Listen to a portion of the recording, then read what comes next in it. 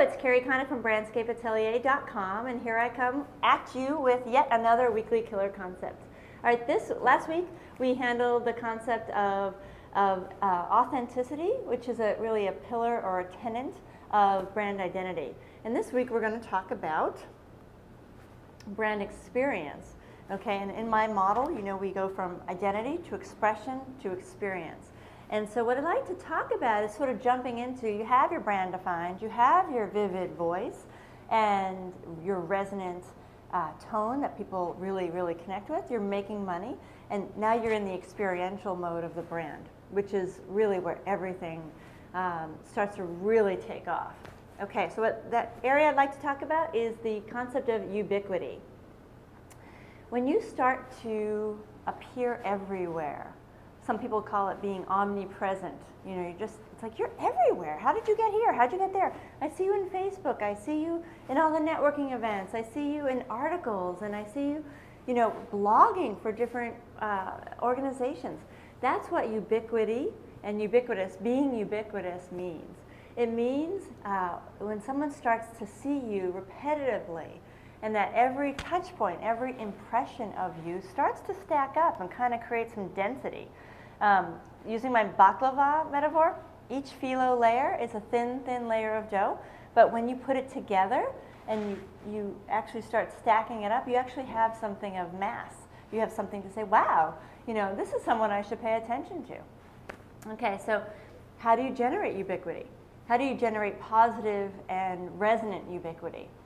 Well, the way you do that is you want to make sure that everything is consistent, okay?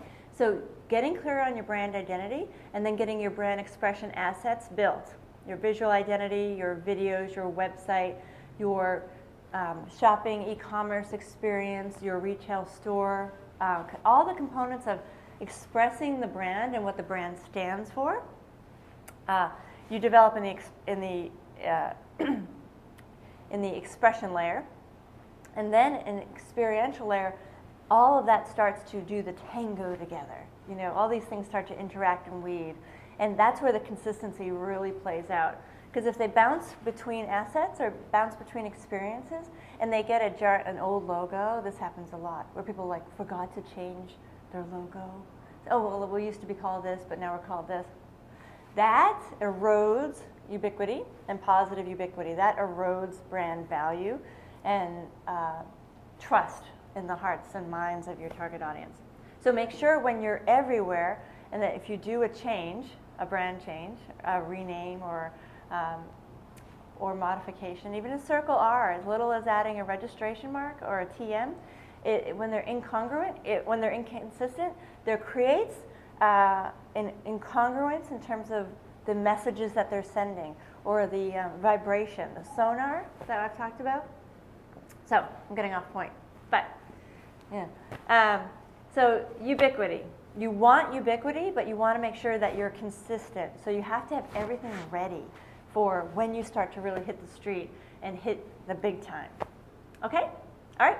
Enjoy. What I'd like you to do, your weekly assignment, is to just take a look at where are you, where should you be to feel omnipresent, to feel ubiquitous, and what layers of continuity can you create so that people start to say, oh, you know, she's just everywhere we are, and she's the person we want to work with.